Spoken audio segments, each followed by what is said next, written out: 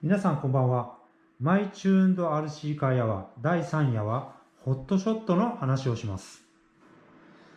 皆さんラジコンカーマニアだったらね、誰でも一度は体がカッと熱くなるような衝撃的なニューモデルとの出会いがあったと思います。僕もそういうことがありました。それが今回ご紹介する1985年に登場したホットショットです。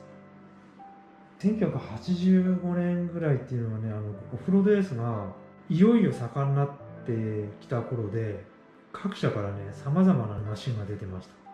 た。例えばね、AYK さんはサイドワインダー。で、ヨコモさんは、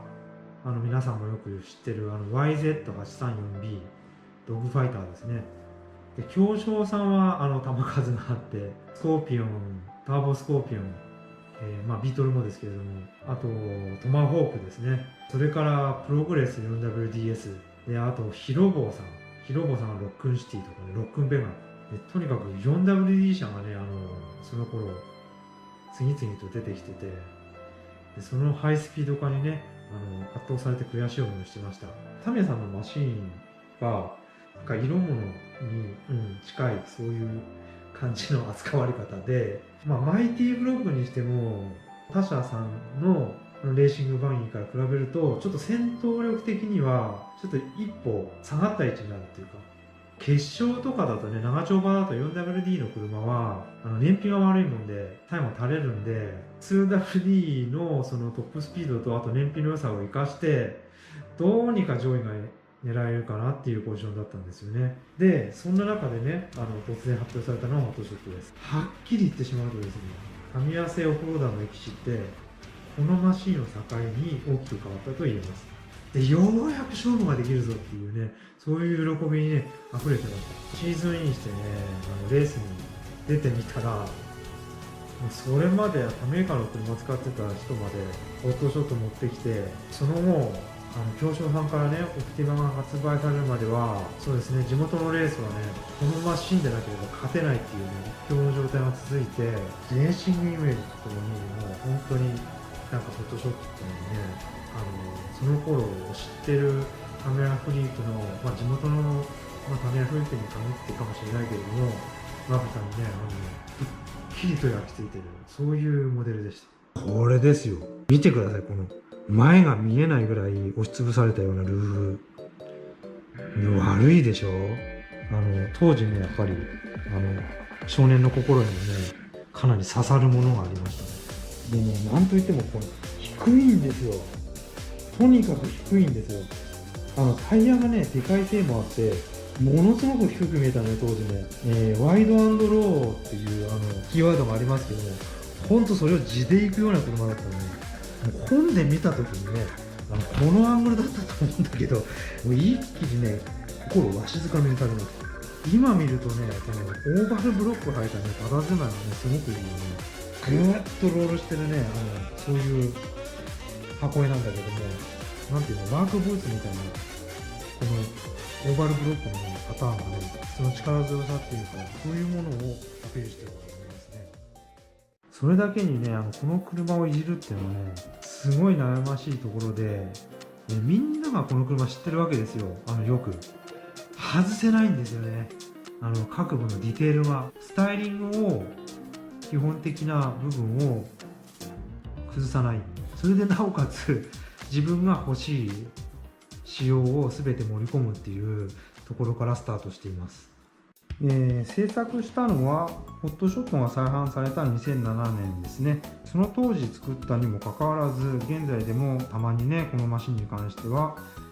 問い合わせとかね、いただいたりとかするんですけれども、僕もね、この車は結構気に入ってます。というのは、自分がね、やりたいことをね、自分が思った形で盛り込めたマシンだからってことですね。当時ね、スーパーマシーンっていうラジコンカー雑誌があったんですけれども、それの市場でね、すごい人気があったライターさんの、立花隼人さん、新華立花とか、マリエルっていう名前で書いてらっしゃいましたけれども、その方がね、フォトショットをベースに作られたアスカスペシャルっていうね、シャーシがあったんですけれども、メインシャーシの構成はそのアスカスペシャルのオマージュになってまして、アスカスペシャル同様、密閉式のメカボックスを取り払って、オリジナルのドアデッキを装備してダブルデッキ化されています。設けてもよかったんですけども、そうするとね、みんなね、ホットショット2とかスーパーショットの方に気持ちがいっちゃうんじゃないかと思うんですよ。あくまでもホットショットっていうと、ここにダンパーが乗っかってるっていう形が皆さん印象に残ってると思ったんで、ここになんとか食を収めたかったんで、このような形になりました。ベルクランクなんですけども、こうやって作動させて無理のないように持ってっています。これショックなんですけども、DF03 用ですね。時期的にそれがその頃最新だったんで、スプリングは、DF03 用だったか、501X 用か、ちょっとすいません、失念してしまいました。ロールケージの周りにね、余裕があったんで、なんとか運よくまとまりました。ここの部分に中子をくっつけてやって、キャンバー調整ができるようになっています。アッパーアイアームにすればね、全然簡単にできるんだけども、なんか雰囲気が薄れちゃうから、極力いじらないようにして、アッパーアームもこのノーマルの形を維持して調整できるようにしました。取り付け場所がね、何箇所か選べるようになってます。ネジがはまるところもちょっと埋めてね、作ってあります。これもポリカーボネートを溶接して作ってあります。フロント周りもこの特徴的なモノショック、ここを取っちゃうとなんか違うものに見えてきちゃうんで、これはもうどうしても残そうと思って501だっけ、ハイエンドオフローダーのバネが柔らかかったんで、それを組み込んで、ここの影響がほとんど出ないようにして、こちらにインボードのショックを仕込んでます。これ外から見えないんで、知らない方は、ここがバネなんだろうなと多分思われると思うんですけども、ここが、この車のフロントを実質上制御しているフロントダンパーです。ノーマルのアッパーアームを2分割して、中子のパーツを溶接して、でそこにタップを立てて、こういった形でね、埋め込まれてます。外して見えるかな。この中にサーボを3分割タイロッドを返して仕込みました。この車がね、ちょっと困ったところなんですけれども、ノーマルはすごく等変化が大きい、ダイレクトサーボセーバーを使ってるんですけれども、軸とそのアップライトの関係がうまくなくて、フロントがストロークするとトーアウトがガバッとついちゃうんですよ、ノーマルは。このマシーンでは、3分割タイロッドを新造しまして、ここに見えるかな、奥にワイパー見えるかな、こちらの方をつけまして、サーボの方に導いてステアリングを切ってます。全てのね樹脂パーツなんです。新造した樹脂パーツなんですが、このノーマルのランナーパーツね、オートバックスに持っていって、ボディカラーのカラーチャートと照らし合わせて一番近い色の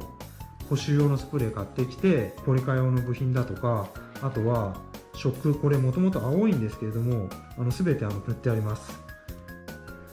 クイックバッテリーホルダーもね、つけてみました。で、プレートだけね、CFRP っていうかカーボンファイバーで抜き直してます。でカーボンファイバーでね、抜き直した部品は他にもあって、でスタビホルダーのメンテナンスハッチも、カーボンファイバーで抜き直してます。カーボンシャーシに乗ってるんで、全体のバランスを取るために、ここはちょっとこういうディテールをつけてみましたけども、なんとなくらしかったんで、それだけの話ですね。何の意味もないです。単純に趣味の世界ですね。その方が好きだからという。フロントのアンダーガード、ハイダック版で新造しました。でホットショット用のステンレスサスシャフトとかそんなのどこにもないからね、集めてきたステンレスサスシャフトで長さの合うやつを刺したりとか、あとはもうどうしてもないやつは自分で作ったりとかねして、組み込んであります。っていうのはね、これネジのねサスシャフトだと裂けちゃうんですよ、サスペンションアームが。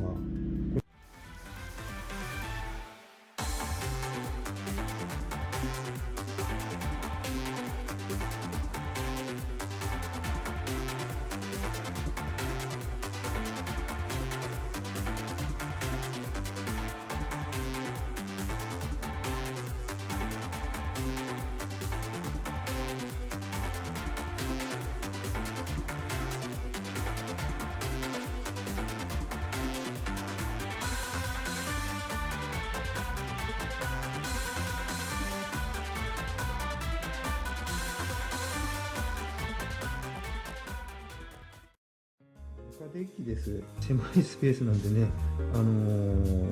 とんどギッチギチに入ってます。なんでかっていうとね、ここにね、ショックが入るからですね。3分割タイロット用のリンケージですね。お分かりになりますかね。3分割タイロットのワイパーです。高さがね、あると、ショックとかに干渉しちゃうんで、なるべく薄いナットじゃないな、なんて言うんだろう、押さえ、水煙板みたいなので止まってます。で、ワイパーはポリカーボネート板ですね、切ったものを塗装してあります。で、これ何かっていうと、チャーシーのポストとダンパーのベルクランクが止まるところ、これですけど、友締めするための、ここにベルクランクつきます。こんなになってね。ベルクランクの根元には、ベアリングが入ってます。ポストなんですけども、6ミリのアルミのポストなんだけれども、ここを5ミリに削り込んで、で、850ベアリングで受けてあります。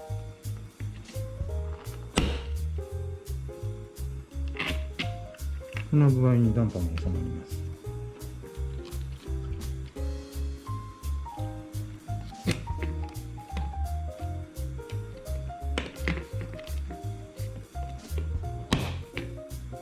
こんな感じです。とにかくね、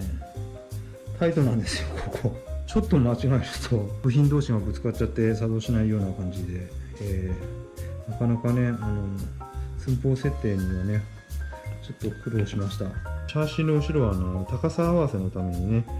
ちっちゃいピースくっつけて、傘を上げてあります。これでダブルデッキのチャーシーになるわけですね。で、ここはシムで押さえて、で、その上に、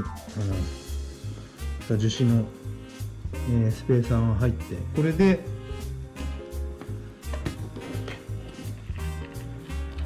アッパー側と接続されるわけです。ベルクランクの受けが、ポストになってまして、ここを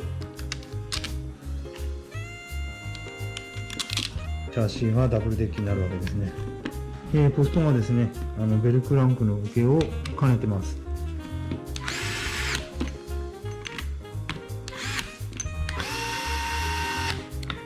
ダブルデッキのチャーシーが完成するわけです。これそうそう、ちょっと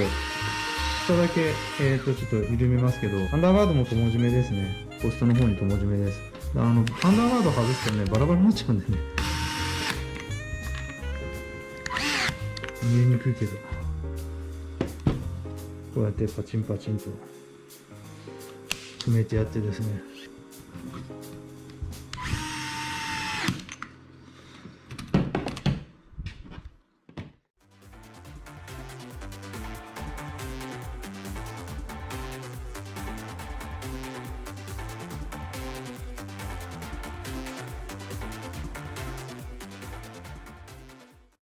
はい、元通りですね。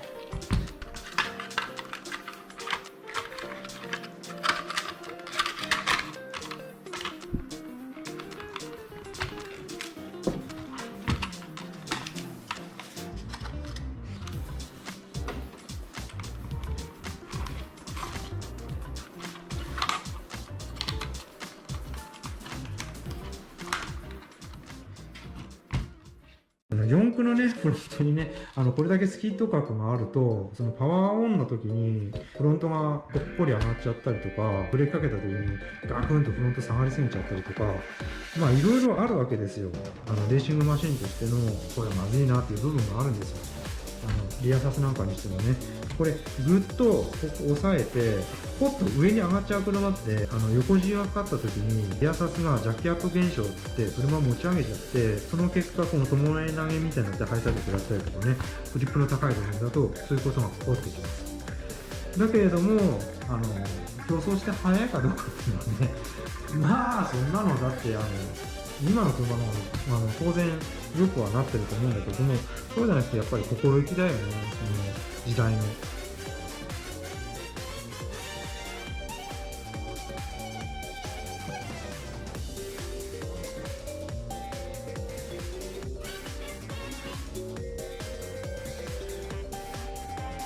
ちょっとね、今でも後悔してるのが、所さんのね、イベントで、メガウェブに行った時に、滝博士がね、いらっしゃってたんですよね。で、滝博士に、ちょっとこのマシン見ていただきたかったんですよね。